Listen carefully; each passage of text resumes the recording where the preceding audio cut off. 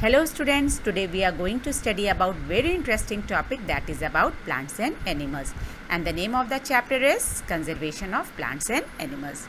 In this chapter we are going to discuss many topics that we have already covered in previous classes. Some are new topics. For example, we are going to discuss about the biodiversity, different types of species, that is endangered species, extinct species, red data book, biosphere reserve, and flora and fauna, and what are the different ways by which we can conserve flora and fauna, or we can conserve plants and animals. So let's start with the chapter. So what is biodiversity? So children, we have learned that there is a diverse variety of plants, animals and microorganisms in a forest. That means we know that there is a different variety of plants, animals and microorganisms. So there is a diverse variety of plants, animals and microorganisms in desert also. So what is biodiversity?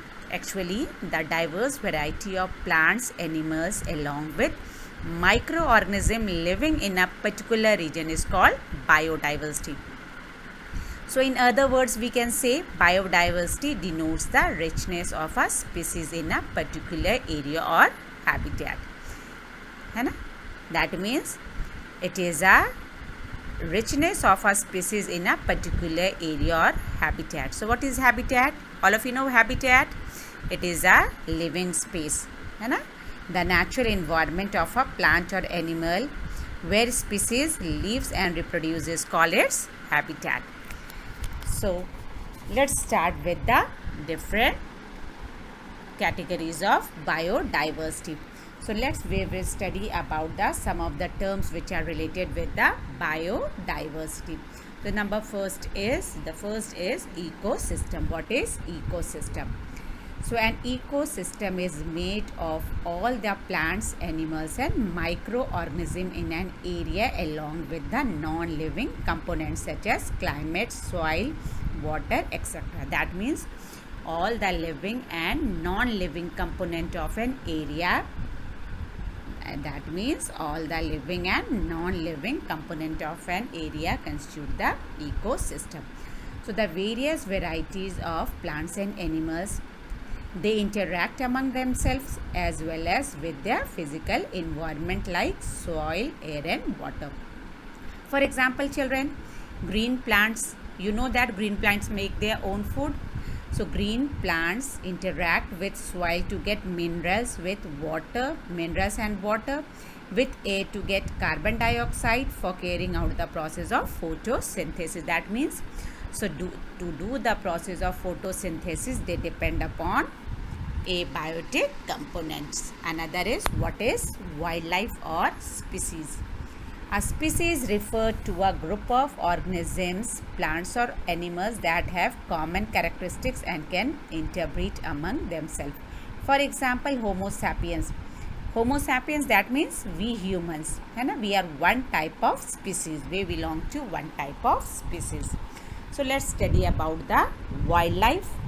What is wildlife and what are the different causes of loss of wildlife or biodiversity. Okay?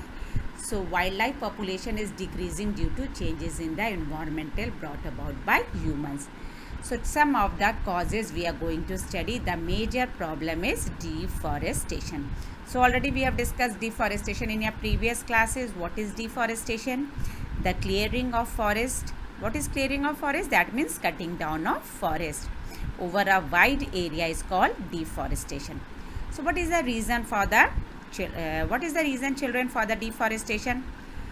Deforestation is done due to following reasons. The reasons are to build home, factories, roads and dams for the increasing human population, to obtain wood as fuel and for making furniture and paper. There are many other regions for that. Another region is to obtain more agricultural land, for cultivation of crops for the growing population, and for mining of minerals such as coal, petroleum, etc. So what are the harmful effects or consequences of deforestation? First of all, it causes soil erosion and makes the soil infertile. Second, trees take in carbon dioxide and give out oxygen during photosynthesis. we know that during photosynthesis all the green plants take carbon dioxide and they release oxygen. So deforestation increases the level of carbon dioxide in the atmosphere and disturbs the natural balance of gases in the atmosphere. As there are less amount of trees to take carbon dioxide, so the amount of carbon dioxide increases. So increase in the concentration of carbon dioxide may lead to an increase in global temperature, which is known as global warming. So what is global warming? Global warming is an increase in the average temperature of the earth. So there is global warming disturbs the water cycle. It reduces rainfall, causes drought and melting of glaciers. Next, it decreases the water holding capacity of the soil and it causes flood. And forests are, we know that forests are the natural habitat of many species of animals. So cutting down trees destroy the homes of these animals, which poses a threat for their survival. So what is desertification? What is desertification? So removal of top layer of soil exposes the hard and rocky lower layers which have very less humus and air. As they are less fertile, soil becomes like desert and it is known as desertification. This is known as desertification. What is drought? Fewer trees would mean that less carbon dioxide will be used up, resulting in the increased amount in the atmosphere. This will lead to global warming as CO2 traps the heat rays reflected by the earth. This increase in the temperature on the earth disturbs the water cycle and may reduce rainfall, and this causes. So, what are the other causes of loss of biodiversity? One major cause is pollution. So, what is pollution?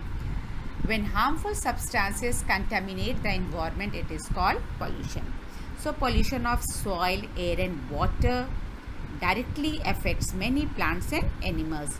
Pesticides and other harmful chemicals accumulating in water bodies like lakes and ponds kill fishes and other aquatic animals. Oil spill is also a great threat to marine organisms, not only for plants, both for plants and animals.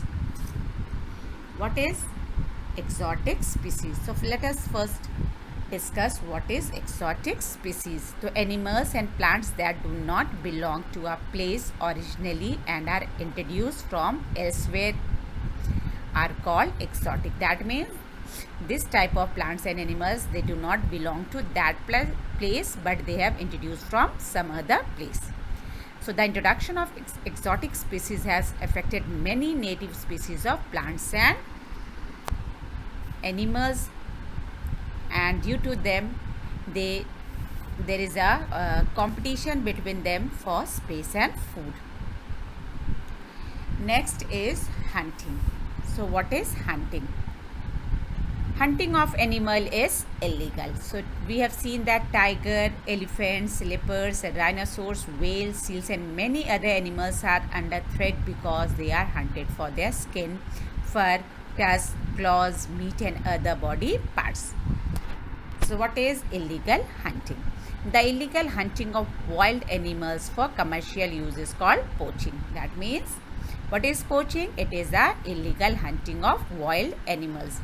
The cheetah is an Indian forest and dodo, a unique bird in Mauritius, have become extinct due to excessive hunting. So what is flora and fauna? I think this is the new terms, flora and fauna. So let's start with flora and fauna. What is flora and what is fauna? So all the different kinds of plants living in their natural surroundings are called the flora of that place, and all the different kinds of animals living in their natural surroundings are called the fauna of that place, and together the flora and fauna of a place form the biodiversity of a place. That means all the plants found in a particular area, they are known as flora, and all the animals found in a particular region, they are known as fauna. So let's study about what is Red Data Book. So all the components of the environment are interdependent, है ना? Any change in one component may affect all other components. So we need to conserve biodiversity for our survival and to maintain the natural ecological balance. It also ensures the continuous availability of useful plants and animals. So not only the government but also non-government bodies at international, national and local levels are involved in the conservation of biodiversity program, and they are framing laws to protect the existing forest and wildlife. So Red Data Book. What is Red Data Book? So let's start with Red Data Book. Red Data Book is a book which keeps a record of all endangered animals, plants and other species is called Red Data Book. So there are different Red Data books for plants, animals and other species. Red Data Book is being published in many different countries and provides useful information on the status of various species. Through this book, IUCN. What is IUCN? What is the full form of IUCN? The International Union for Conservation of Nature and Natural Resources. What is IUCN? The International Union for Conservation of Nature and Natural Resources. Now it is known as WCU, World Conservation Union. It is an international body to study and assess the global conservation status of plants and animal species. So all the species are classified into 9 groups. So the different species which are present on the earth, they are classified into how many categories, children? Yes, they are categorized into 9 groups, and the classification is based on certain factors such as what are the factors? Present and past distribution of particular species in a given area, the decline in their number over a period of time, area of geographical distribution. So these are the different parameters. So what are the different categories? The categories are extinct, extinct in wild, third is critically endangered, next is endangered, vulnerable, near threatened, least concern, data deficient, not evaluated. These are the different categories of animals. So let's start with the endangered species. So what are endangered species? So endangered species are those animals whose number are declining and might face extinction. That means the animals whose numbers are getting lesser day by day and they might become extinct. So how can we define? Species that are at a high risk of getting extinct in near future due to decline in their number and a drastic change in their habitat are known as endangered species. For example, tiger is one of the many animals which are slowly declining. To protect the tigers in a country, the government launched the Project Tiger to ensure the survival of tiger population. So the rest of the other examples of endangered species are Asian elephant, golden mole, pink pigeon, Bengal tiger, blue whale, green turtle, Ganga river dolphin, and some orchids are endangered species of plant. These are the examples of endangered plants and animals. So now let's start with the endemic species. So what are endemic species? Endemic species are those species of plants and animals that are found only in a particular geographical area. That means they are only found in a particular geographical area. They are naturally not found anywhere else. That means they are only present in a specific region. So examples are the Ganga river dolphin is an endemic aquatic animal that lives only in the river Ganga.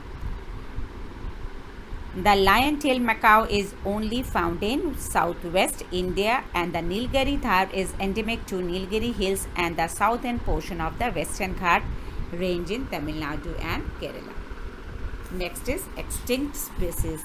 extinct, there are two extinct category. First is extinct species and second is extinct in the wild. So let's start with the extinct species. The species of plants and animals which are not found now but once lived on the earth are called extinct. That means they used to present on the earth but now they are not found anywhere. So millions of years ago, huge dinosaurs, I think all of you all are aware about dinosaurs. So millions of years ago, huge dinosaurs lived on the earth. Scientists believe that earth cooled suddenly and the dinosaur could not adjust to the sudden changes in the climate. So all of them died and now have become extinct. There are several other theories regarding the extinction of animals. So the dodo bird became extinct mainly due to its hunting for food. Nilgiri, holly and cry pansy are plants from India which have become extinct recently. That means the animal which are not found, they are not found now but once lived on the earth, they are known as extinct animals. And the second category of extinct is extinct in the wild. So when a species no longer exists in its natural habitat and known only to survive in captivity, like zoo, is said to be extinct in the wild. That means if the animals are only present in zoo but they are not present in their natural habitat, they are known as extinct in the wild. For example, the pink-headed duck and the cheetah have become extinct in the wild from a country. So conservation of forest and wildlife. So what can we do to conserve forest and wildlife? So we should conserve forest and wildlife to preserve biodiversity. Not only to preserve biodiversity, to prevent the endangered species from becoming extinct and to maintain ecological balance in nature. So how can we do this? The first is afforestation. So what is afforestation? Afforestation means planting of trees. Planting of trees in a forest is very important part of conservation. We should plant at least as many trees as we cut. है ना? So afforestation we can do, है ना? We can plant trees. Next is forest fire. How can we prevent forest fire? So forest fire must be checked by various advanced techniques like spraying fire extinguishing solution from aircrafts or by changing the direction of wind by using strong blowers. And the last one is how to prevent overgrazing. To prevent overgrazing. Overgrazing must be controlled to save forest. Grazing animals eat young trees, destroy leaves on lower branches and injure roots and trunks. So we should prevent overgrazing. So conservation of forest and wildlife. So what are the different ways by which forest and wildlife are protected? Forest and wildlife can be conserved by setting up areas like biosphere reserve, wildlife sanctuaries, national parks, etc. So what are the meaning of protected areas? So protected areas are undisturbed habitats of wildlife for conserving and maintaining biological diversities. Areas both on land and in water are protected through legal laws and other means. So these are national park, wildlife sanctuaries and biosphere reserve. And these areas are created by a government and they are protected by the government. So let's start with the biosphere reserve. What is biosphere reserve? So a multi-purpose protected area which is developed to conserve biodiversity and also to educate, train and create awareness about environmental aspects and eco-friendly living is called a biosphere reserve. So what is biosphere reserve?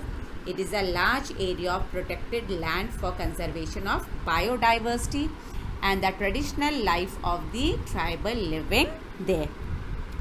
So there are total 18 biosphere reserve in India. Some well-known biosphere reserves set up in our country are, examples are Nilgiri Biosphere Reserve, Nanda Devi Biosphere Reserve, Sundarban Biosphere Reserve, Gulf of Mannar Biosphere Reserve. So a biosphere reserve may also contain other protected area in it. For example, Panchmari Biosphere Reserve consists of one national park named Satpura and two wildlife sanctuaries named Bori and Panchmari. Another is national park. What is national park? National park is a large area protected and maintained by the government to preserve wildlife, where other activities like grazing and cultivation of crops are not allowed, only tourism is permitted. So there are about 102 national parks in India. So what is national park? A national parks are area reserved for wildlife where they can freely use the habitat and natural resources. So some examples of national parks are Jim Corbett National Park, it is in Uttarakhand, and for tigers. Kaziranga National Park, Assam, and it is for one-horned rhinoceros. Gir National Park, Gujarat, for lions. Kanha National Park, Madhya Pradesh, for tigers. These are the examples of national park. Another is wildlife sanctuaries. What are wildlife sanctuaries?